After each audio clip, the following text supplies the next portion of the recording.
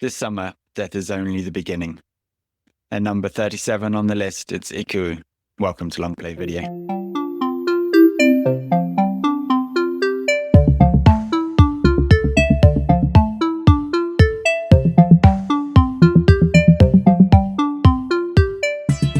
And here we are down in the shop on a Sunday night. We've actually just we're just about to close the doors, put the shutters down for a Sunday night film. But before we do, there's someone at the window. Oh, look who it is! Ring. I thought you weren't going to do your sound effect then. Yeah, I was just knocking on the window first, checking you were open. Still walking around with a bow in a hand. Yeah. Going into shops. It's Carla. Welcome back to the store. Yeah, it's like it's a bicycle bell, but I don't know if it's a bicycle. Welcome back to the shop. Are you late night on a Sunday? You bringing back a video? Yeah, I've got Bambi with me, the original Bambi. Wow. Yeah, I was reading a news story about a bunny in a field. Oh, wow. And so it inspired me to watch a movie about a deer in a field, in a forest, actually. Nice. I wonder what the headline was. Nice. Does it still stand up? I wonder. Very nice. It's still a roller coaster of emotions, a tearjerker. Yeah. I think one of my absolute favorite scenes is when there's rain falling on all the leaves and it becomes part of the music. Yeah. It's so beautiful. Yeah. Have you seen that? I've never seen Bambi, no. I knew for you going, oh, interesting. You're like, I have nothing to add here. Yeah. All I know is Bambi? about a deer. No. Wow. Yeah, I don't know. Just never got round to it. Quite a coming of age. It is Disney a classic film, yeah. Yeah. I don't know why I've not seen it, but yeah. Yeah, funnily enough, Poppy hasn't seen it. We haven't. Yeah, we haven't watched it. Slips through the cracks. Yeah, it kind of does, doesn't it? Because I think, especially with kids now, you're like, wow, okay, they've got to be able to take a little bit of trauma. Yeah. So, has she seen The Lion King though? Yes. Funny story with The Lion King that for ages we would just distract her when spoilers, Mufasa doesn't make it. So for ages we'd be like, oh, do you want a snack or something? And so we would like skip the bit. So for ages she just thought that Mufasa was just like missing. And then he's a cloud. Exactly. Later. Yeah, exactly. Yeah, just gone to live in the clouds. That's kid logic. It worked. And then she found out, and she was like, "Does Mufasa die in Lion King?" We were like, "Yeah." And she was like, "Oh," and I could tell that she was a bit like, "How did I always miss that?" And we were like, "No, I don't know. You weren't paying attention." I think. Yeah, brilliant. Turn it straight on her. Must have been you. You know, short generation. Older Poppy, if you're listening, we apologise. We're doing it for your own good. Yeah, it was to protect you. And if you watch Bambi, Poppy, just beware. It happens off screen. Yeah, exactly. Yeah. Nice. Well, that's it's a nice. I mean, a nice classic film. And today's film's kind of the same. So at number 37 is a film called Ikiru. Do either of you know anything about this film? No. Firstly, I was saying it wrong in my head. Well, to be honest with you, how were you saying not sure that I was saying it right. Oh, I was saying Ikiru, but I don't know. Like emphasis on the second I. I think literally all I know about it is that it's Japanese. Is it Japanese? It is Japanese. Yeah. I'm going to say you're ahead of me. Boom. Or maybe behind. I should start presenting this podcast. It's a hostile takeover. I know. So let me slide across the DVD to you both. I wonder that the cover of the DVD is actually quite an iconic cover. Like that is. I definitely had seen that cover before I'd seen this film. No, I've never remember seen You don't it. it. recognize it? it's mega creepy. He is on top of grass, is he? But it looks. Snow. Oh, okay. It looks creepy. I don't know what more to say. It looks. Is this going to be like your first horror? This is what I expected. No, It's not. It's Is not it? a horror. No, You it's wouldn't not. do A, that it's to not a us. horror. Yeah, exactly. That'd be really great to. I mean, we're just talking about Bambi. I think that's as horrific as the list gets. No, I mean, I think Yeah. it's just It's just a photo from 1952. That isn't Yeah. particularly Horror. well shot. So Yeah, things were banned in the 50s. yeah, exactly. Yeah. That Well, especially in swing. Japan. It must be attached to a really big tree if we can't see anything of the tree around. We should point out, so yeah, it's just a black background with some snow on the floor and a man on the longest swing in the world. Yeah, and that's it. Welcome With to some Ikiru. kind of cloud-looking thing over the logo or some distortion. Yeah, that makes it look more horror-y as well, I think. Are you sure this isn't a horror, Andy? Yes, I'm It's very. like I'm define very horror. Yeah. If you mean a film about the existential angst of modern man and their place in the universe, then yeah, maybe it is a horror. But That is quite horrifying. Hold on. How long is this film? We didn't sign up for this. Holy crap! It's 2 hours and 23 minutes. Oh my god! It's a long one. Oh, Carla, I'm feeling a little bit. I think I might be a little bit ill. I might not be able to watch this movie with you guys. Yeah, my eyesight is feeling impaired right now. I don't know. Wait, are we watching disc 1 and disc 2? Oh, disc 2 is just him on the swing. It's a two-discer. No, funnily enough, I've already locked up the shop. So there's no escape. This is actually the horror. Yeah. This does feel like Welcome it's about to to be a horror. Yeah, it'll be Oh Jigsaw. my Give God. it all your life. You have Yeah. slaved away in a video Yeah. shop. Would you rather watch this film or cut off your arm? Well, give me the saw. Yeah. Do you want to read the synopsis, the introduction? Sure. You want to? Kevin's shaking his head, which is great. Oh, okay. All right. See, on my an eyesight audio. is my That was Okay. just for you, Andy. It's a little inside gag. Okay. Considered by many to be Akira Kurosawa's greatest achievement. And then I can't read. Ikiru, to live. Oh, sorry. That's Okay. the thank you. translation. Presents the director at his most compassionate, affirming life through the exploration of a man's death. It is a horror. Takashi Shimura portrays Kanji Watanabe, an aging bureaucrat with stomach cancer, forced to strip the veneer from his existence and find meaning in his final days. Told in 2 parts, Akira offers Watanabe's quest in the present, and then through a series of flashbacks. The result is a multifaceted look at a life through a prism of perspectives, resulting in the full portrait of a misunderstood man. Wow. Where do we begin? Where do we begin? It At the just end? That'd be sounds nice. like a classic. Yeah. I cannot wait to get into this. Wow.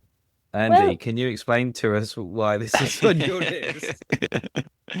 So I mean, this is a classic of cinema. It just is. It's going to be in like any top 100 list of greatest ever films. It's going to be in there. This is considered obviously Kurosawa, who we've already watched one of his films. Yep.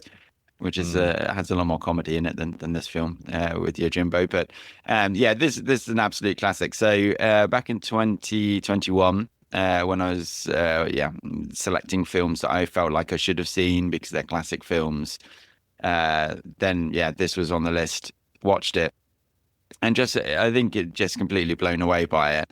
Considering obviously 1952 is quite a long time ago.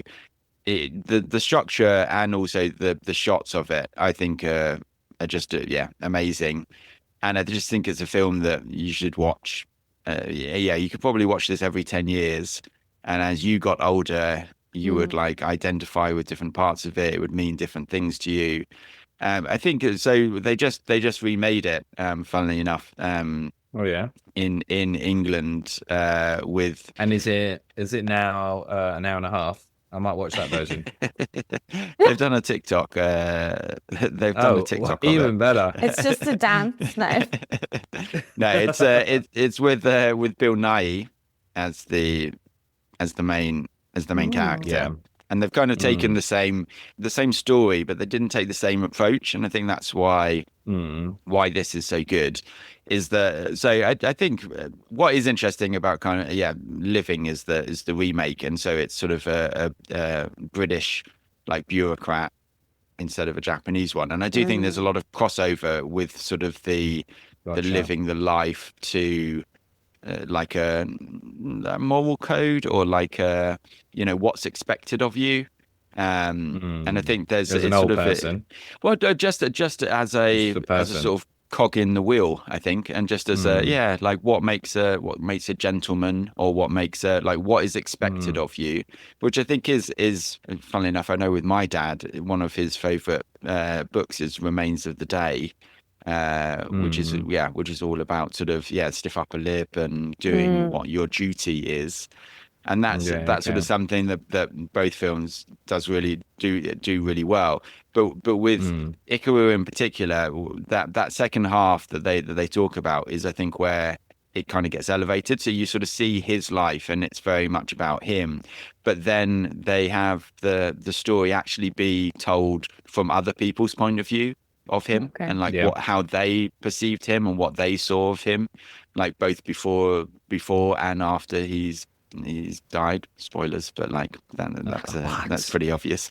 So and that, I think, just really elevates it, because you kind of then see what people think of him, as well as just having like his story at the center of it from his point of view, and then you get to kind of compare the two, and it just it just really stuck with me, and I just really loved it, the fact that you get these different perspectives of, to a certain extent, you live the life that you think everyone expects you to live, and you do what you think is right and what is expected, but then other people sort of see you in a completely different way.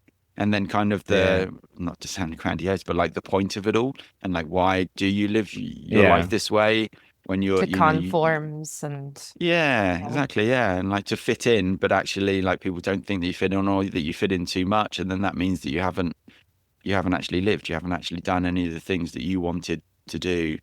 And then it sort of talks about the impact of, I think, of your life on other people's lives, both in like the immediate, like with your family and people who know you very well, but then the people that you do just kind of touch and kind of you're in their life maybe fleetingly, but you have an impact, and you maybe even didn't realize it. And I think I think it's really beautifully shot, and it isn't a horror, it also isn't a comedy. It's it is a film more like that, a horror than a comedy. It sounded like you're telling us that we're going to be able to go and riots, like down. What is it? Down the Man, or whatever it was from Empire Records. Down the Man. Is this what we're going to be doing? I mean, this and Empire Records is a double feature. Are you getting me and Carla to slowly be just agenda connected to your codes? Yeah, he's radicalizing us bit by bit. Yeah, and we will... What's the point of it all, Kev? We'll have to see. We'll have to see how you feel, whether you joined the Andy movie cult or not. If I start giving out lemonade, then maybe just don't drink it. But. Question about this though, because the time that it came out, and I'm sure it's like quite a strong commentary on Japanese society and culture. Like, what was the reception like at the time? Do you know? Yeah, no, it was good, because Kurosawa obviously in Japan was well respected, and it was sort of through these, because this is an early film for him, and then obviously like he sort of has the samurai films, kind of going into Seven Samurai and Ran, and then kind of became popular in the West as well. So this is kind of before all of those. I think it's before Rashomon as well, which was kind of his kind of breakout film, because it was different sort of points of view, which obviously has now been mirrored a thousand times. Is it going to be like A Wonderful Life but without Christmas? So just all the sad bits of the film. Yeah, I think it's a good. Yeah, it could be a good comparison. I'm having that before the AI takes it. Just saying that now. Well, hopefully it's not using recorded. It's not using the first half of the pod as part of its training data. Otherwise, you've just given the game away. Yeah. So I mean, it's definitely that vibe. I mean, I don't think Christmas saves It's Wonderful Life to be a cheery film. Does. Everything's better at Christmas. I mean, there's snow. So okay. That's one thing. Funnily enough, I wonder when did It's a Wonderful Life come out? It's 1963. Oh, you're right, Kev. AI has nothing on zero you. chance. Not even close. No. 1946. Yeah. Well, if you turn them around. Well, it was close to this. Well, we know the inspiration. Well done, Kev. Yeah. I did all my research. Don't worry about it. Yeah. So this is full enough. Yeah. So this is just after Rashomon.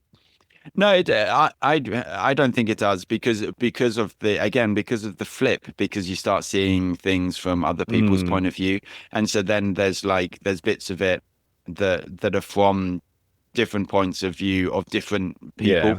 So then it kind of it keeps going back and forth. Like it's not the way that I remember. And again, this is I've only seen this film once because I watched it fairly recently.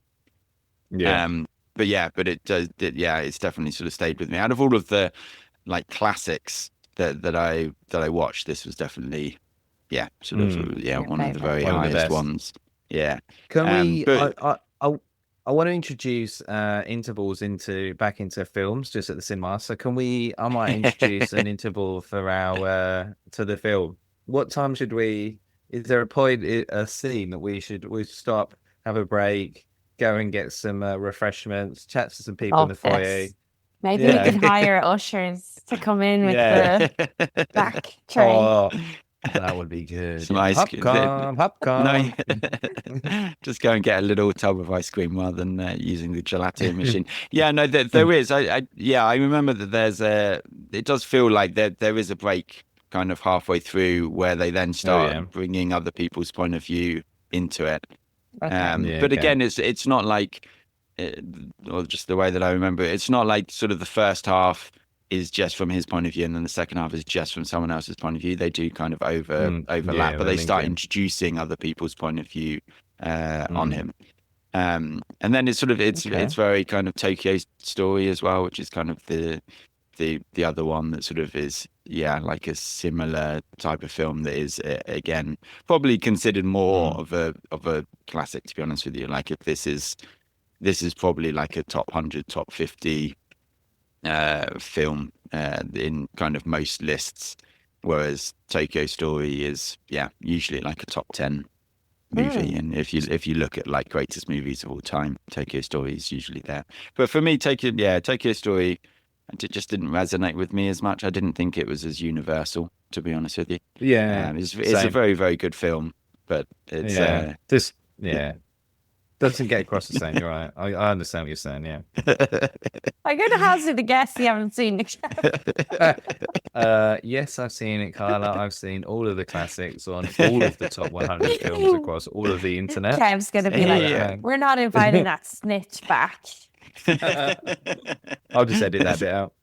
Snitches get stitches. I mean, he works in a video shop. Well, what else does he do with his time? I think he's part-time now. I think we have to let everyone know he's just part-time. I'm full-time, and that's why I've seen all these videos. Someone's just got to comes keep in. the Oh, lights wow. on here. So He helps if me this is move on the a scale furniture. of 0 to full Andy film, where does this lie?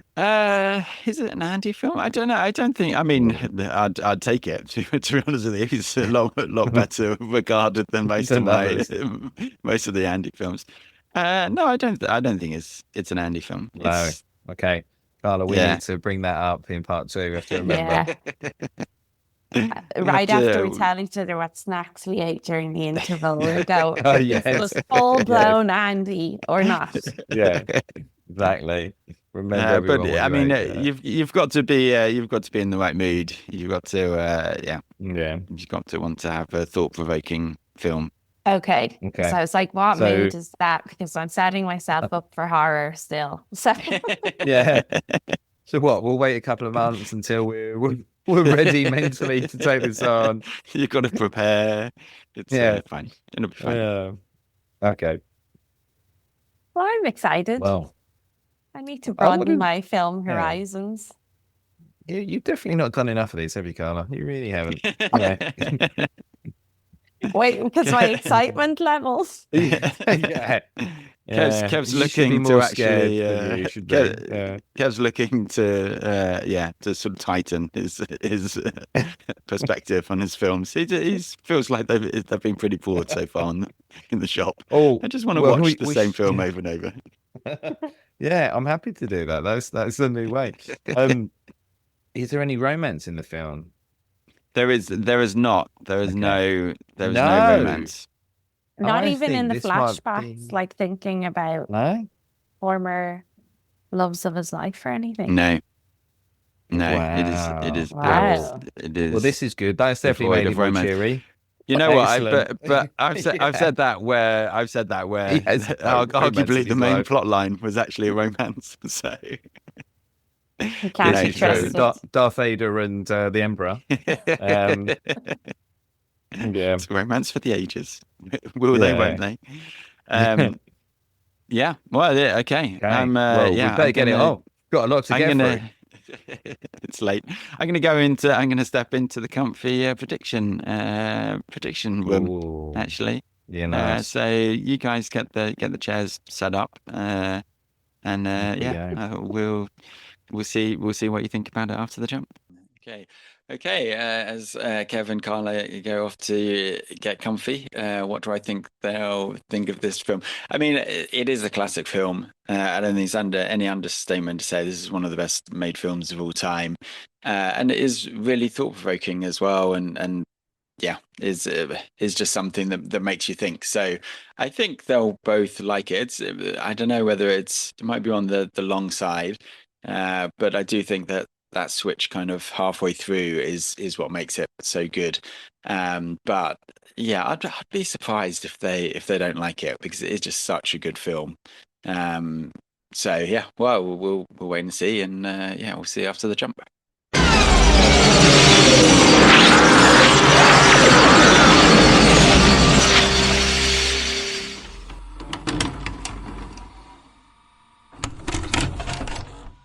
Thought provoking.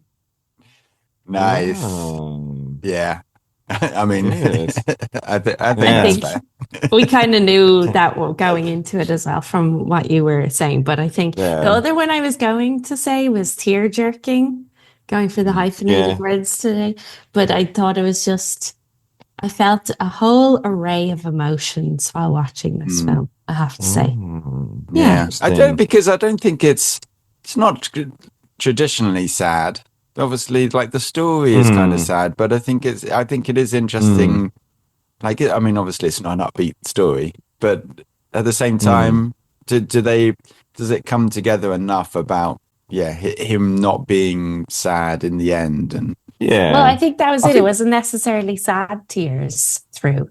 You know, it was like there were different points where you could feel this like real joy in him all of a sudden, and that was like, oh, it was like looking at puppies playing or something. Yeah. I mean, it's like The Hangover for an old person. It's great. Like, he's got the stomach cancer. He's like, right, let's the money. let's go out and have the party. I mean, it did a good night out up until the dance scene. There seemed to I don't know who's on the door, but I think they've let too many people into that into that club. It looked like a full-blown mosh pit. It was crazy. They were just they weren't even moving. So, well, what about you then, Kev? Yeah, bizarrely, I also put thought-provoking. There you go. Were you copying Carla in the shop? Were you looking over? Cover your answers. Cover your answers next time, Carla. Is it that we're all like becoming together in this podcast, or we all we've all just got the same views? Yeah, no, I thought it was thought provoking. I think to your point as well, it's not. Although the underlying theme is obviously sad running through it, and the fact that he has stomach cancer, but they don't really spend much time on that at all. It's all about the other bits and pieces that you go along. So, yeah, although it is the undertones are sad, the majority of the film is dealing with other issues. I would say, and obviously like post-war Japan, the class system in Japan, and at that point, and a lot of different pieces, and what do you do with your life? When do you know that it's going to be coming to an end? How do you go and have some fun? Meet a guy on a train, tell him you've got loads of money, and say, "Let's go, let's make me happy." Which obviously exactly what you would do. I love that guy. Yeah, but if you're that guy, do you question your life? If someone's dying and is like, "I've just got loads of money, I just want hedonism," you seem like the type of guy who's going to be able to take me out on a night out. I'd be a bit like, do I need to look at my choices? Do I? If that's the opinion you have of me, I think that's great. That's the spoilers for later, but that's who I'm most like. So, I've been on a few nights out with you that have ended quite like that as well. Stopping the cab after 12 in an alley. So we've ended up on a train somewhere. But think about it. If somebody did task you with this, even if you were regularly like staying in on weekends, a cup of tea kind of person, I'm sure you could like go on Airbnb experiences or Ticketmaster and just review. Ask ChatGPT. How do I show a guy a good time? Although you might get various answers for that. Yeah, I'm not sure the internet's the best place to go for that. I mean, the movies that we would watch, it would be off the hook. The Hangover. It would be, please watch all these movies over your next 6 months. Oh, enjoy it. We've got 100 to get through. It's such an amazing performance as well, I think, by the guy playing Watanabe Shimura. He's always tense. Like you can tell he's in pain because he just tenses his body and like is sort of crouched over a little bit, and just always like I this time especially, just kind of really, really strong performance. Just the tension never kind of leaves his body, and then when he goes to the site for the first time and sort of looks around, I think the first time that I watched it, it's the staggering into obviously the water and people not following him that you pay attention to, but then the look on his face, you can tell he already sees the playground, and that he already sort of is sort of looking at it anew, and it's such a strong performance by him. I think it's really impressive, because obviously he does have to carry the film, because you have to kind of get that conflict and that pain that he's going through, and I think it's an amazing performance. And I think even more so because it's obviously in Japanese, so for us obviously we're watching it with subtitles in, you get so much more from his facial expressions, because he does so much with his face, because most of it is just his face, because as you said, he's always sort of crouched over, leant over. That's the body like position you kind of see him in, so his face does so much. And I think that just adds so much, because you're like reading the subtitles and just seeing it, and you're like, you're getting, you don't even need to hear, you could even like mute it. You're getting so much from his face. It was like, I mean, he looks like really sad all the time. I hope that's not his normal face. Like, you're going to be perfect for this role. Well, they show him as a younger man at the baseball game, and he looks way more refreshed, I guess, then, obviously. But I agree with you. The scene where he's singing the song, the first time he's singing it, and there's that close up, and I don't know if he blinked once in that whole scene, and he just has these like singular tears coming out. It was extremely like gut wrenching. Yeah. Tear-jerking, He's some might 40. Thought provoking, others people would say. He's 47, the actor. So like, wow. yeah, it sort of goes to show, like, yeah, just what an amazing. Wow. He's had a tough life. Amazing. Yeah. He was the guy on the train. Yeah. That's what Exactly. bureaucracy will do that to you. and he's in a lot of Kurosawa movies. So Okay. he's like a sort Yeah. of in lots and lots of them. There is I can't remember the quote, but there's something that when the direction by Kurosawa for that scene was to sing the song, and it's something like sing the song as if you exist in a world where no one else thinks that you exist. Or something like that. It's like such a there's sort of in the trivia there's a lot, because obviously that scene is amazing. And I think that's the thing with Kurosawa though, because he also, there's just that little bit of comedy in it as well, that like when it starts all the couples get up because they think, oh, it's going to be like a slow romantic song, and they start dancing. And then it's just like a really, really sad song. And so and he starts singing and they all stop dancing. And then the woman who's sort of on his lap then gets up and sort of leaves, because she's like, no, this is just too sad. It's not what like a downer, man. Exactly.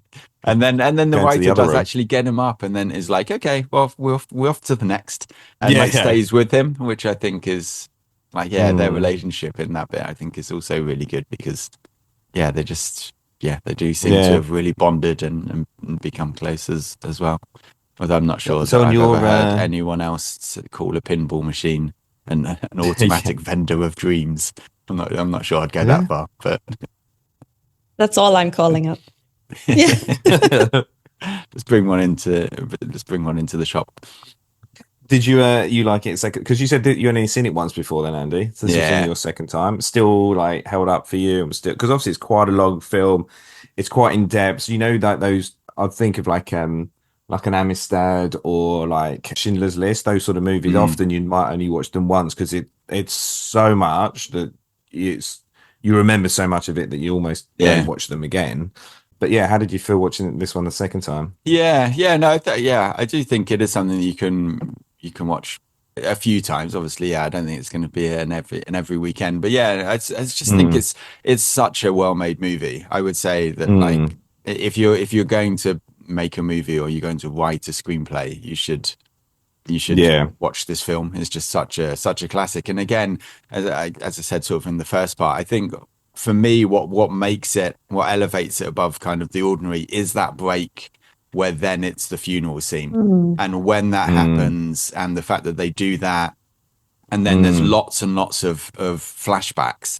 So almost, I think there's something like 13 flashbacks in like 20 minutes afterwards. And the fact that also when they do that, I think is really important, right? Because he gets to work and it's like, oh, we're going to be determined, and he leaves the through the office and the door, and it's like, this is it now. And then like straight away they're like, and 6 months later he died. And you're just like, wait, what? Like, this was the arc. Exactly. And I think that's we the thing, because completion. but that's the thing, like it's not, it's so about the journey rather than the destination. Almost, it's so like there isn't suspense through the film, because even the very start, they're like, oh, this is his stomach, he has stomach cancer, and you kind of know that before the character even knows it. It's the first thing. The X-ray on the screen.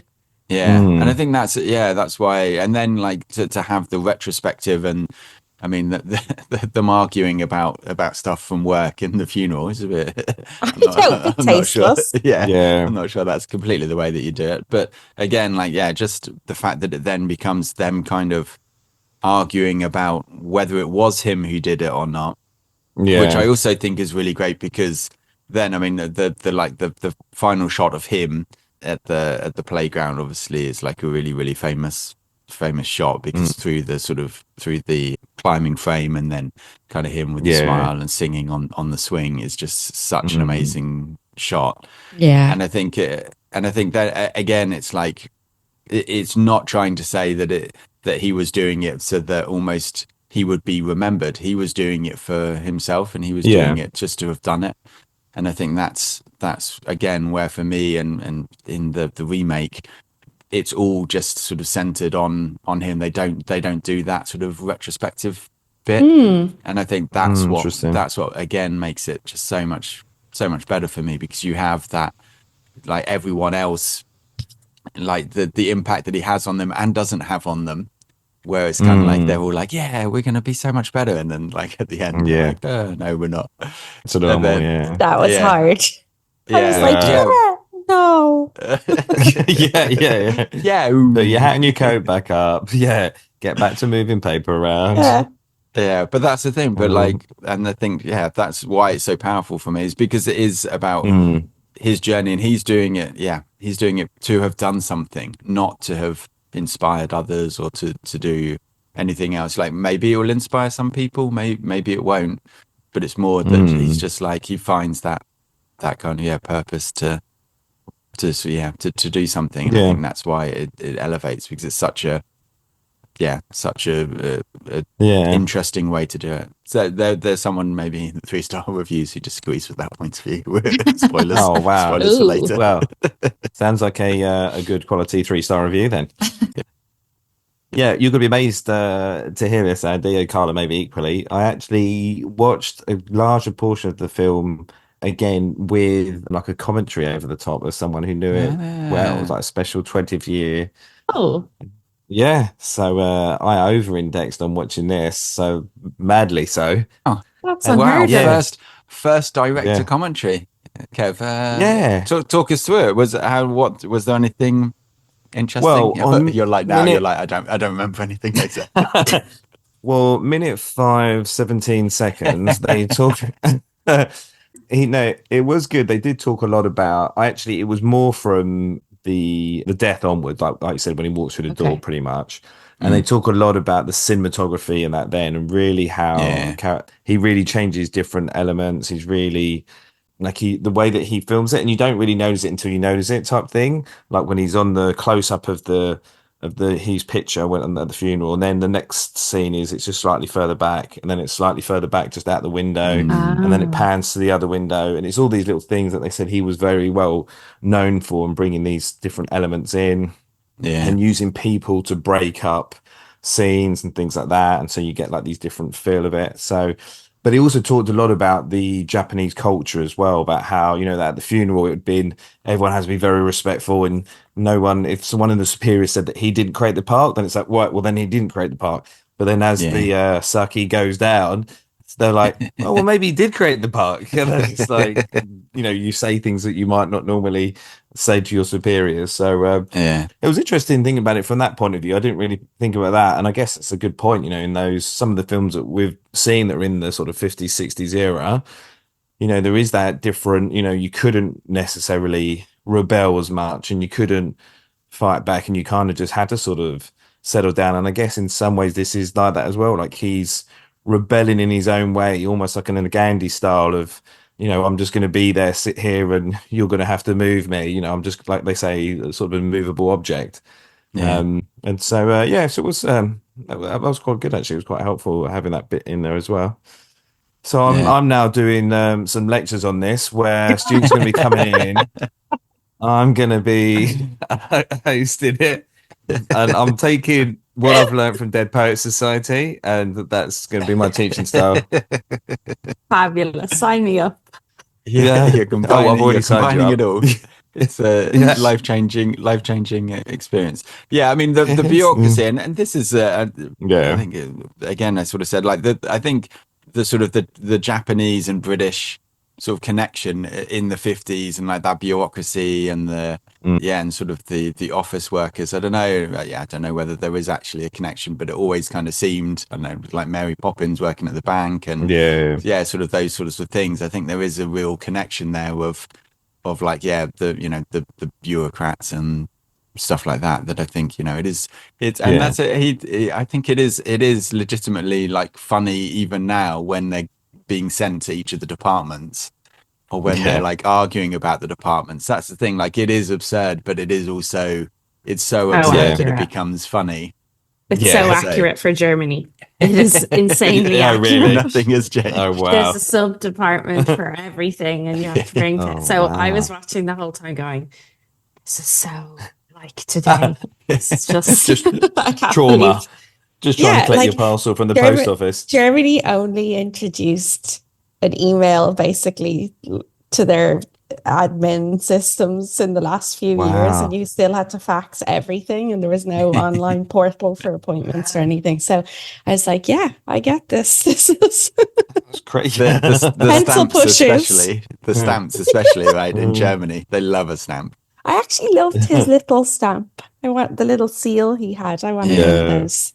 Yeah, the fact that he uses his pen to put the ink on it as well. Mm. Yeah. That was really good. Although I was interesting to have to get permission to resign. I can think Yeah. of a few jobs Yeah. where probably I wouldn't have had that. Yeah. You just left. Just got up and Yeah. left. Yeah. Like Because that she was the did. other thing that they were talking about, is that you can't, in those times, you couldn't have said you had stomach cancer because they would just presume you were going to die. So you weren't fit to work. And so you would just, they would retire you immediately. So, which Yeah. is why apparently, like, he doesn't say that he doesn't tell many people, because That's an it's just not the interesting dumb take. thing.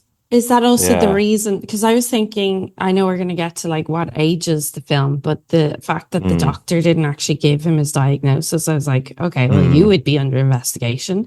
But No, that's, At yeah, those no, they used to times, do it. Yeah. Yeah. is that also part of this societal norm? Like, if we tell them that they're going to die, then that just destroys their life further. I was really thinking about that a lot. They Yeah. talked about that in the commentary, as well. They talk about how that, it's exactly what you've said, basically. Yeah, they're just almost best not to know, sort of a hidden thing, and that's why you're not supposed to tell like your kids and stuff as well. It's just that it's best Crazy. that no one ever knows, and then you just die, and you're like, oh, okay, it's happened. So, Well, because that entire conversation is interesting, isn't it? Because he says, "Well, what would you do if you had 6 months to live?" Yeah. And the fact that they hadn't actually told him, so you're kind of like, well, so it's not, he doesn't actually know. But then the nurse says, well, there's a bottle of poison on the shelf, which I think is dark, but it was also like a really interesting point of, well, is it better to know, or is it not better to know at the time? Yeah. Whereas now, obviously, it would be like, oh, I've got 6 months, so therefore I'm going to do everything that I've not done, and kind of the idea of the Disney bucket World list and stuff like that. Yeah, exactly. Yeah. Yeah. And then you're Straight done. in, Mickey Mouse, come and see me. Yeah, I did think with that opening scene where they're going through all the different departments, and it just like everyone's on screen for about like 30 seconds. I was thinking, is this the early version of Adam Sandler? Is this like, has he got his mates just brought into the start of the film? You can And imagine he's the like- remake with like Kevin James and Chris Rock. Yeah, I could see this happening. Maybe after Adam Sandler's listened to this podcast, he'd be like, "This is a great idea. I'm going to remake this film." Let's remake it. Yeah, maybe. I did love do. that scene though. I thought it was like a really good Yeah, intro into kind of the cinematography, that it's going to be surprising and lots of. Yeah. It was also, again, just such a frustrating scene. yeah. Yeah, I'll always think of Adam Sandler now. And I love the fact that the women are like forget democracy. Then they're like, we shouldn't have democracy. You're like, I feel like that's a sweeping indictment. Just right, no, we need to go back to feudalism. We're not getting our park made, so therefore democracy's rubbish. I just love the entire thing about the hat as well. Like the fact that it's just such a change having a different hat, and how much they focus on it is just. And everyone notices it. Yeah, exactly. Yeah. And it's like, oh, the hat's here. What's going on? And she's like, oh, I didn't recognize you with your new hat. Yeah. And nothing And ever then at the happens end- around here except you not being here, and they're getting a new hat. Yeah, exactly. Yeah. You being off for 5 days, and then you got this new hat. Can you imagine if you were working at that place? You'd just be like, that was the most exciting things that have happened in 30 years. What am I doing here? Why am I still here?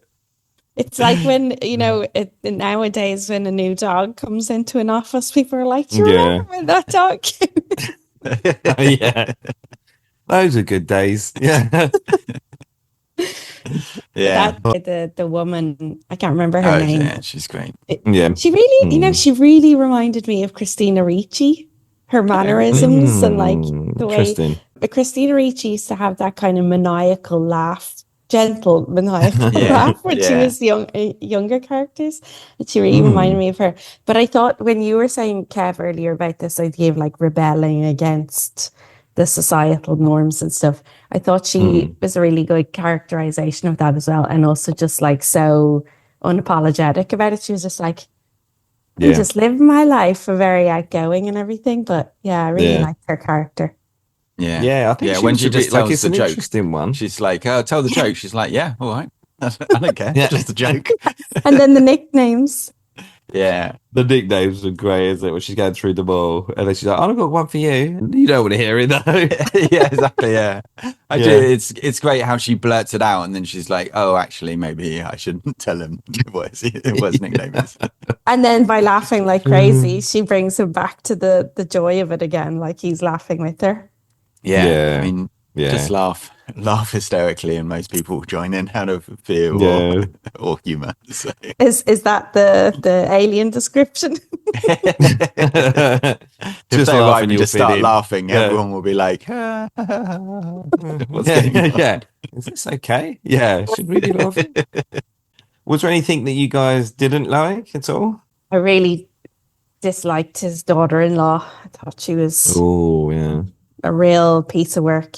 Yeah. But yeah, I think the whole situation with the son, I found really heartbreaking. And also, like, I felt the regret for the son at the end, like that they never really got to kind of amend things or speak about it. So I found, I mean, I'd say I didn't like it. I thought it was great in the film, but it like, it wore heavy on me. And then I think also I did, with that in mind as well, I had like a bit of existential dread maybe at the end of the film as well.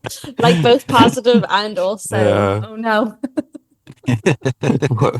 it turns out it was a horror in the end. Exactly. Yeah. So it's not necessarily I didn't like it, but things that made me feel, let's say, uncomfortable.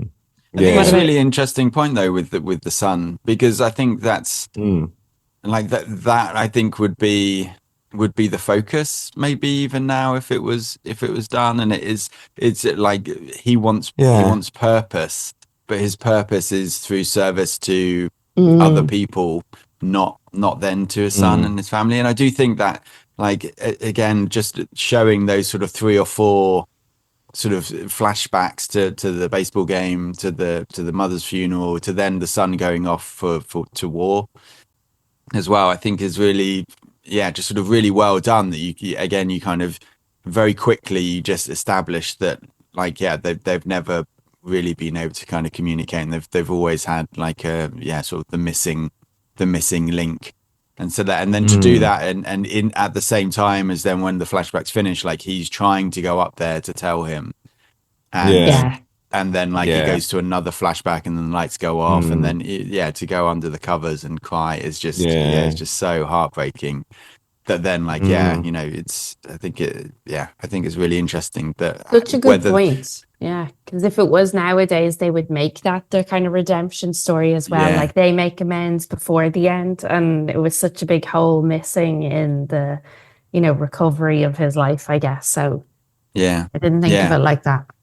Which is, I think, like, definitely for 50s and 60s, and you can argue about whether it's still there, but that kind of like the gap between the generations, like that is what this is sort of talking about, and maybe that gap sort of shrunk now, but you're kind of like, well, obviously back then you didn't know your parents, and the fact that they show that he goes off to work when his son's having the appendix operation as well, so it's kind of on you get a bit more sympathy, I think, for the son then, where you're like, well, why didn't you stay with him? And so I think it's you're right that it's a really interesting part of it that does just like make it just that much more kind of emotional and just kind of gut-wrenching that actually that doesn't get solved. And and his brother's take when he said the line of your son will never love you the way you love him, or as much as you love him, I think I was like, is that true? That's so sad. Like, and does he believe that? And does the son believe that? I was just But then, also the lady as well, sort of saying, yeah, but like when he says it to her, and she's like, yeah, but it's the same with my mother, who sort of says about all of the trouble that I was, but I didn't ask to get born. True. And I think that's the really like great sort of like comparison of the generations again, that she is younger and like I think they really get the balance in their relationship right, where it's like it's obviously not romantic, but it's kind of sort of father-daughter in some ways, but then it's also sort of not, because it is a little bit creepy and she is a bit like afraid, especially when they go for tea at the end. She is a bit like, what is going on here, like why, like, and he goes and sits next to her and is like sort of closer to her, and she's kind of recoiling, and I just think they get that kind of imbalance, so it's not just an easy, okay, well, he's looking at her as an adopted daughter or something like that. There's just like a weirdness in it, which I think is really, really great.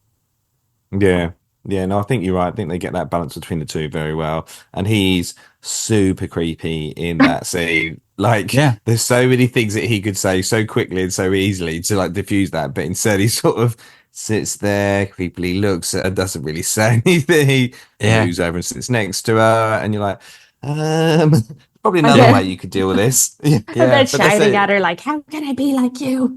Exactly. I just want to be like you. That's what the horror bit would have kicked in.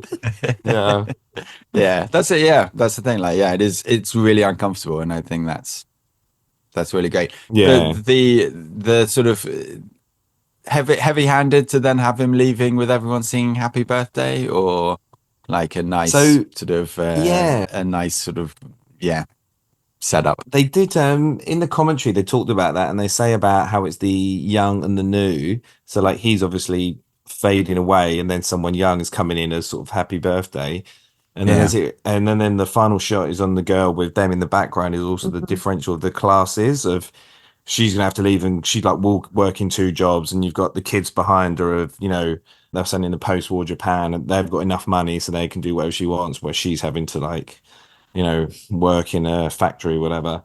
So I think it worked nicely where it's kind of like one in, one out. But maybe a little bit of for him, he's probably thinking bit of a kick in the teeth. Didn't really need to hear that, did I? So rebirth, and obviously there's symbolism a lot. But I think that's one of the more heavy-handed of there's a few shots in this that just absolute classics, and really done. But then some that you'd redo yourself, though, Andy. Well, I won't spoil the 3-star review. So talking about like dating it and not, I think is fascinating, because I very much get the sense when we speak to the Gen Z people that come into the shop, obviously they would be horrified to think that they could watch a film from the 50s and it still be relevant. But I don't know. I find this just as relevant as ever. I was listening literally this week. I was listening to a Trevor Noah podcast, and one of the things the guest was saying was like service is like the most important thing in your life. Like being of service to other people, like that is such a massive part of well-being. Yeah, which is obviously why we do the pod and introduce people to all these films. But exactly. But like, I just, for me, I feel like it's just as relevant in different ways to to kids now, to our age, to everyone, because it's sort of universal. But what do you guys think? Is this your Twitter spat? Are you saying that Gen Z don't do enough service and they should start thinking about helping you across the road more? I helping me across the road. I don't go outside, Kev. What are you talking about? Yeah, sorry. There's too many of them around. Those youngsters. Youths. Yeah. What do you think? Yeah. Dates or stands up? I agree. I think it's hyper relevant today. Also, that with the hyperfixation on work and the importance that we put on work today still. And people have this constant dilemma of work-life balance and searching for meaning and things like that. So I thought it was super relevant. I think like what dates it maybe is more the audience of today. Like I think there's so much silence in the movie, so many long scenes where these, and I don't think the audience nowadays has the attention span or capacity as much to appreciate such in-depth, long scenes where you're just like watching someone feel. So that would be, it doesn't date the film. I think it's just more would the audience of today have if it was released today, would they have the patience for it? Which is sad. I agree. You're right. They've got smaller brains, Carla. It's an unfortunate situation of Gen Z. we'll take the spat off of Twitter to some other social network, because obviously we won't even have a Twitter spat these days. But I don't even know if I'm applying that to Gen Z though. I think it's everybody, like anyone. Everyone's got a smaller brain than you. Oh wow. Okay. Oh, we're going bigger. We're going to start calling you Elon. There's always one, isn't there? It's the same at the funeral when they're like, oh, I'm gonna, if I was in his situation, I'd do something great. And then someone says, well, we could die any day. And everyone just looks at him like, who brought him? Yeah. We're at a funeral. We're supposed to be getting drunk and having a good time. Yeah, exactly. Yeah, those guys are a real bunch of characters. Yeah, I mean, if anyone's taking notes for my funeral, I feel like that would be what I want. You guys can get together and just be like, why did he make us watch all those films?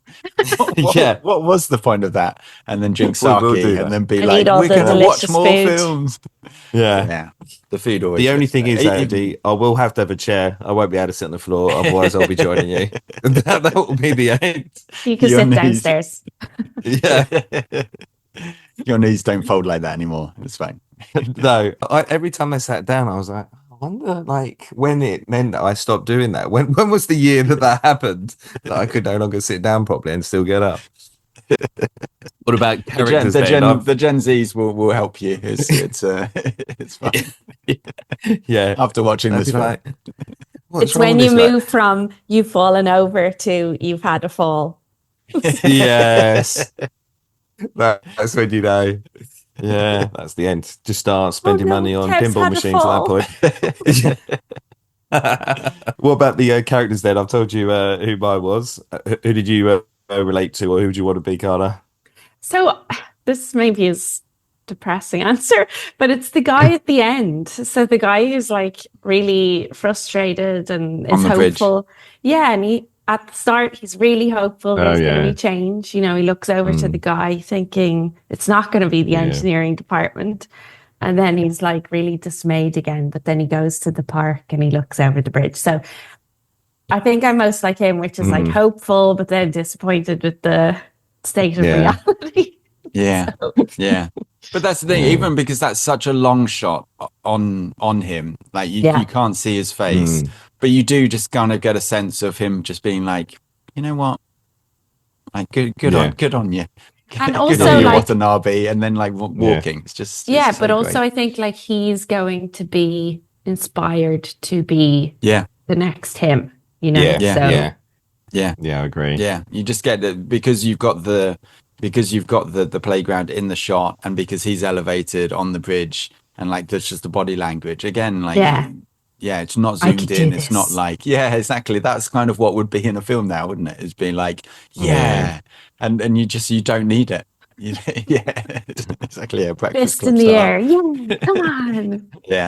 Yeah. So what about you then, Andy? I love the lady. I love Toya. I just think it's I've met like 4 or 5 people in my life who are like that, who are just like unrelentingly happy, and I just like me and Carla. Hey. Yeah. Okay. Yeah. No, six then. Ouch. Yeah. Yeah, I feel this podcast today is really showing me through a new depressed lens. This is supposed to be an uplifting film. Dread. You just thought it was going to be a horror movie that you could just watch and give up on. Yeah.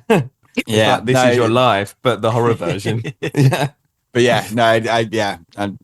I just it's great. I think she's just so funny. She's very good, I think that's the thing. Like there is humor in this as well. Like there is Like even with even with the hat and them stealing the hat and like a few of the shots, they get sort of funny, sort of almost silly things in it that it's not just it's not a depressing movie, even though it's about death and it's about how you live your life. And I think she's a great part of that.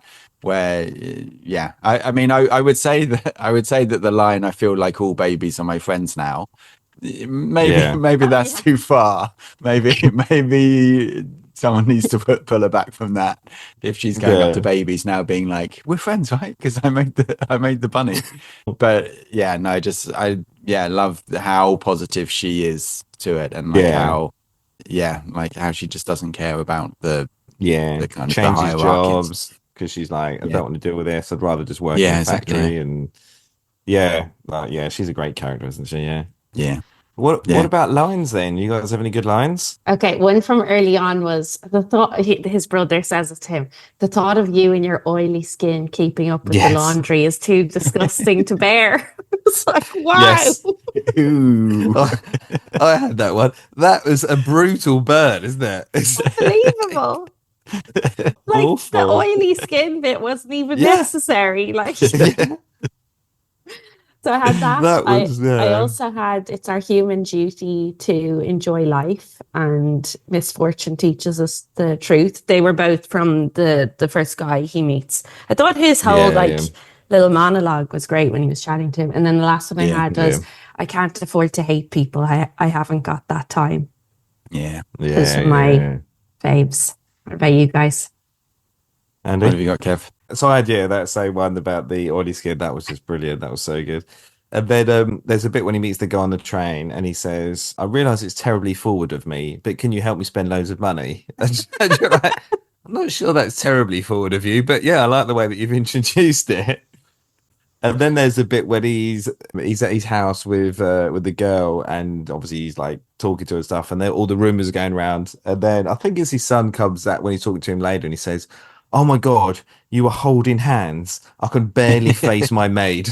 And you're like, I mean, it's tough times. I mean, first holding hands with someone.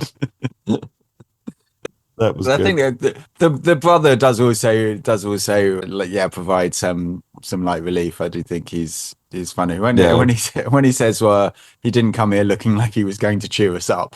I think only a brother can say that, or a sibling can say that. Just be like, "Oh, you look miserable. Can you go away? Because I don't want to be miserable." And then he also says to him, "A man like you must have a wife." And I couldn't tell, again, with siblings, is that a compliment or is it an insult? Is it like, oh no, you deserve a wife, or is it like you just have to have a wife because otherwise you're not going to survive? And I thought that was your really oily skin. I don't. It's definitely just so funny. I mean, right at the beginning he said he's just killing time, just drifting through life. I've worked with Kev in a few places. I just want to say I recognise that attitude maybe to work sometimes. So hey, at the nightlife on the train and the pinball machines, but you were always a lot of fun to go out with in a new hat. So best places for hats. And then I thought, a new category maybe comes in. Is there a quote from the film that can also be applied to the podcast? Because obviously in Dead Poets we had don't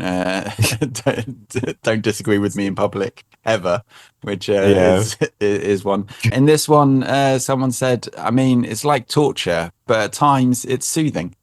And I just thought, I think Kev might describe the podcast like that. So I think that should be the next line of merch. Should be. Be that quote. That is also the subtitle of the pod. So I think my one of I can't afford to hate people. I haven't got that time. That was I'm joking. Well, thank goodness you didn't go for the oily skin, to be honest with you. I was like, oh, Carla's really on one today. You guys don't do laundry, don't worry. It's very warm in us. Kev wears those things. Yeah, Oh, so damn. onto the reviews. Not many, only 4 3-star reviews. One begins, Sounds like a good spoiler one. alert, I didn't like this movie, and then Okay. continues into a 741 word review of the Wow. movie. So Don't want to hear it. again, I don't want to hear I'm it. I'm not sure whether that person didn't like it. Yeah. Including the line, Kurosawa makes a very foolish and asinine script writing choice during the third act. Now, Franklin W. Waller, I'm not sure whether you can start criticizing Akira Kurosawa. Yeah. I googled the films of Franklin W. Waller, couldn't find anything. Yeah. I did actually try and click on his name as well to see what else he'd reviews. You can't do that anymore on Amazon. Interestingly, they've taken that away. So wow. I was chortling about that. Funnily enough, I was reading the review, and I had a young girl who's always curious as to what's going on my screen, reading over my shoulder, and she said, "Oh, so you don't like Franklin W. Waller then?" And I said, "No, it's not that I don't like him. It's just I think you can say that you don't like something, but accusing Akira Kurosawa of making a choice that you wouldn't have made, I just think that's bold. I just think that's like, oh, this isn't a good film because you made a wrong choice." You're a bit like, I'm not sure that you're in a position to criticize Akira Kurosawa. So, well, gotta get Franklin on the next episode. Yeah, bring him in. There was a couple that were doctors on the internet, but no film directors or Oscar-winning script doctors. So, yeah. What other good reviews? Yeah, so someone said it's one of the most touching, genuine, and human stories ever committed to film. If you think it sounds like a yawn fest, it will be. That's a review of two halves. Wow. Wow, yeah. That's really it takes you up one way and then slams you back down. Yeah. And then the last one, hard to keep up with, sad. And I can tell whether it's hard to keep up with. Is the film sad, or is that person sad they weren't able to keep up with it? Yeah, that's true. It's great grammar. Maybe they were like, is the part going to get made? Is it not going to get made? The whole film. Yeah, exactly. Hard to keep up with. I was like, I'm not sure. It doesn't go at a blistering pace. I would say it's 2 hours and 30 minutes or whatever. It's definitely and not. They literally lay it out at the beginning, saying he's going to die, and is he going to do something that will mean that he wants to live? So maybe it was Gen Z on their phone at the same time. Oh. Those guys, they're small brains. Unbelievable. We'll see. All of our. And let me rephrase that. Both of our Gen Z listeners. Can you watch this film and email in what you think about it? I will get that they won't watch this film either of them. I mean, they got through Dead Poets Society. Maybe they will. Usually you're calling them out, Kev. So we've got a couple of months until the next. I don't want them to actually watch this and then come back at us. So I'm like, just don't watch it. For the record, I'm like Kamala Harris. I love Gen Z. Okay. Worked out well for her, I'm sure. True. Yeah. So what did you have for double feature then? I feel like this is the type of film that you could do a double feature. I know that it's long, but like I do feel like it's sort of because it's such a great film and well-made film, but then maybe you need something to like lighten it up. And I think I have the best double feature because it's also a short film. You watch this and then you watch Office Space. Yeah, okay. Which is only like an hour 20, and it still shows you how annoying it is to be at work in the modern day. Yeah, that's a good one. Do you think that you would never go back to work if you watch both of those films? You're like, why am I working? I'm not doing this anymore. Just click your desk at the end. Yeah. You're like, Carla's obviously at work watching the double features. Yeah. Shh. Explains a lot. I'm on a break, a 2.5 hour break. Yeah. She's waiting to hear back from the post office in Germany. It's allowed. I can't do anything until I've got the stamp. It's fine. Put in the fax robe. What did you guys have? I had Chef. the John Favreau film. Nice. Because that's all about Yeah. someone, finding their happiness later in life. And I thought it needs to be something like colorful and a bit more fast-paced to balance it out. So that was my pick. No, that's a great one, and possibly coming to a podcast near you soon. Ooh. So, wow. I mean, it's just spoiler central in 2025. What did you have, Kev? Well, obviously, I did mention It's a Wonderful Life in the first half, but I don't think I'm not you sure watch that those- would. No, I don't think you could do these back to back. So I was just thinking, what else? Maybe if have you watched? only have 6 months to live, you would. Yeah. No, definitely not. If you only have 6 months to live. Yeah, it's 4 hours out of your a day. Well, then I was thinking, like you need something a bit uplifting that's short, and then I always fall back to the same old one. It's like there's just a constant double feature that always works. I think with every film, Tango and Cash. Clearly, you just get that on. It's gonna be great. A bit of back and forth with Sly and Kurt Russell. Everyone's a winner. So You just watch Tango and Cash after every movie. It's like a palate cleanser almost. After every movie, then you watch Tango and Cash. Yeah, you get a real appreciation for Tango and Cash after you watch something else. Is this like some people need to listen to music or something to fall asleep, or white noise? Do you need to have that on? Yeah, we've got to do. Have either of you seen Tango and Cash? Yeah, no, Carl hasn't. Yeah. Well, Carl, when we do my top 100, season 2, you'll be on. Don't worry. Is it going to be every episode? This Tango and Cash? every other episode. It's just scenes. Each podcast is one scene. Amazing. And it is Tango and Cash. We're like, okay, we've watched this a bit. At 42, it's Tango and Cash. At 40, it's Tango and Cash. So then, the algo, I tell you, what the scores on the doors? Because Carla's in vocals, isn't she? Oh yeah. Well, you were on 31, Kev. The algo's on 24. I think Carla, you're on 2. I think maybe. Yeah. All right with that. Yeah, you've done right. And I would say the algo like got half right, half wrong, which is there's actually some pretty interesting films that it pulls in, and then some that are just completely wrong. So it's there. Confident. It's up for grabs. It's up for grabs, basically. I'm pretty. I think I've got a full house, as you would say in poker. I think I'm pretty confident on this. If you say Tango and Cash now, we can. Eddie, go on. You go first, Carla. So I had The Truman Show, and I also had Bucket List with Jack Nicholson and oh yeah, Morgan Freeman.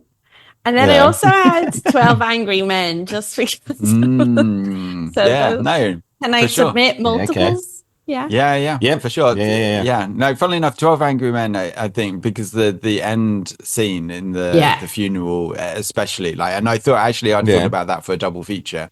So that's a very good shout. Bucket List, the algo got as well, which is completely ridiculous because tonally this film is not like Bucket List. I'm sorry. If you think this is, if you're like, someone's like, oh, I really liked Bucket List, you're like, have I got the movie for you? Yeah, but think of it, if you cut out the crying scenes, the cancer scenes, the death. Well, then it just becomes Hangover Part 2. So, come on. They're basically the same film then. So. It's like a remake. Yeah, Carla, I'm not convinced that you're going to be getting the point today. I'm just going to say, darn it. I went with Shawshank Redemption, Pursuit of Happiness, and Green Mile. So very much of that finding yourself. Yeah, well, because he finds himself in the prison, right? Like it's has some reflection. Thanks. Difficult for you to go to Hank. I know it was hard. Wait, do you not like Tom Hanks?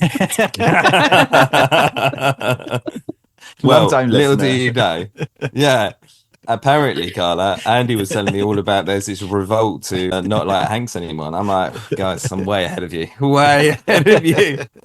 You bought the fan page, which is actually Yeah. Hate Hanks. Hate Hanks. That sounds great. HateHanks.com. What they got So, there, Andy? Yeah, so the algo went for like, interesting ones. Magnolia, Oh, Lost in Translation, Okay, yeah. and I could kind of see that. Synecdoche, New Yeah. York. You ever seen that? With Another one. yeah, it's all about the main character. It's a Charlie Kaufman, so it's very difficult to explain. But basically, he creates a Yeah.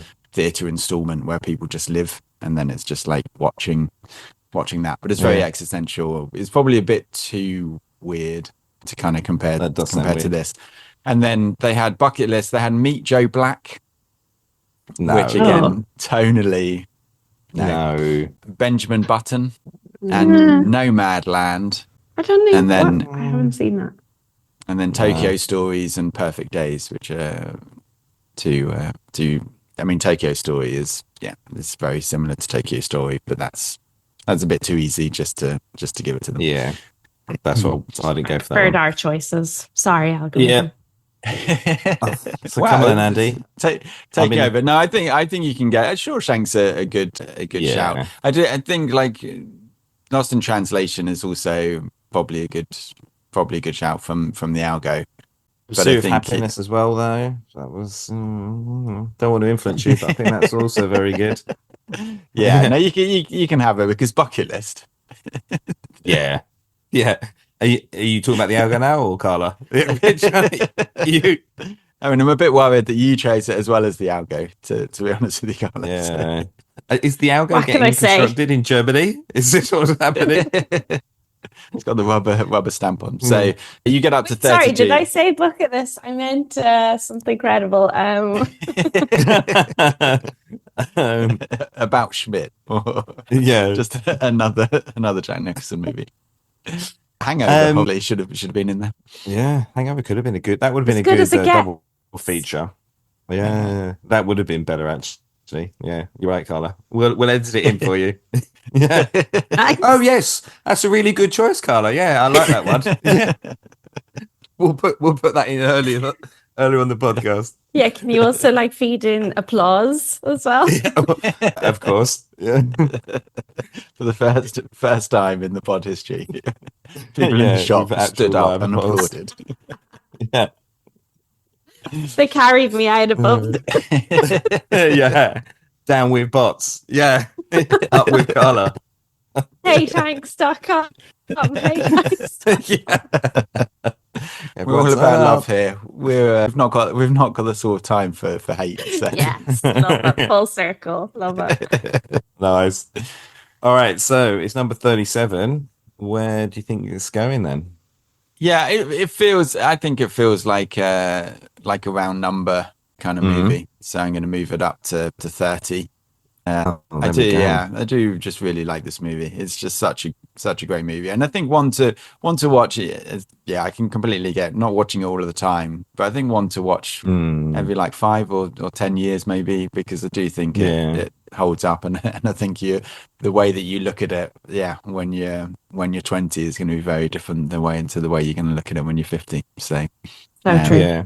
But yeah, I think if you want to learn about film, or you want to make a film, or you want to just this is just such a well-made film that is that's why I love it. So Yeah, I had that down. I was like, it's definitely one that you definitely have if you're going to be like a film student or something. This would be one of the great films that surely you'd have to watch, because it give you so much input and thoughts and ideas of things that he did before his time. For sure. Thank you for putting it on our radar, Andy. Yeah, you're entirely welcome. Just I'm a giver. Some That's of these what the are shop takers. is here for. We've still got a section of bad. There are some takers. They're not all givers. Very few. I think we should remember this. There's very few films in that bad section. Yeah, we don't have time to hate. Come on. Do any of us have time? I don't have time to watch. Yeah. Get back to filling the shelves. Yeah. This Come on thing then, around. Kev. Where so Yeah. sounds like you enjoyed it, but is it? Yeah, I was trying to think with this one and like think about the list as a whole as well. So like thinking about Straight it as in a at film number I've one. not. Yeah, well, exactly. Obviously, I like these sorts of This films. place is at the top. No. Oh, that was a good film. But yeah, I don't know. I was trying to think about then is where I have it on the list versus watching it once versus like rewatchability. For this one, I really couldn't rewatch it many times because like I said, it's that sort of film. So I had it in the good section, number 26. But I think if I was putting it in like a rewatchable place, it would be at number 35 in the okay section. So depends on Well, where you don't where have to watch it again. It's not. well, I mean, well, okay, then there you go. It gets to number 26 then. So it's I'm gonna force you to- rewatchability. In top trumps, its rewatchability is like about 5. It's not very high. I don't know. I Yeah. think it would be higher though. I think there's. It's Well, that's why you would lose that card. I mean, in top trumps. I'm good at top now trumps. now Don't take me available on. now available in the store is the long play Yes. video top trumps game. That is, Oh God, we you are guys are definitely going to be doing that. millionaires. Yeah. What a great Where- stocking filler. I mean, I see so many people playing top trumps at the moment. Yeah. Yeah. Well, we better end this and start building them. Yeah, we'll take it. Well, it's funny. Yeah, we can do that. I also want to obviously say thank you to Tom Miller for the theme song as ever, and talk about next week where we're going to lighten the mood with a quote: "Everything is a mythical cosmic battle between faith and chance." Not getting a lot lighter next week. But yeah, we'll leave you now. Go and work on our $1 billion idea for long play video top trumps.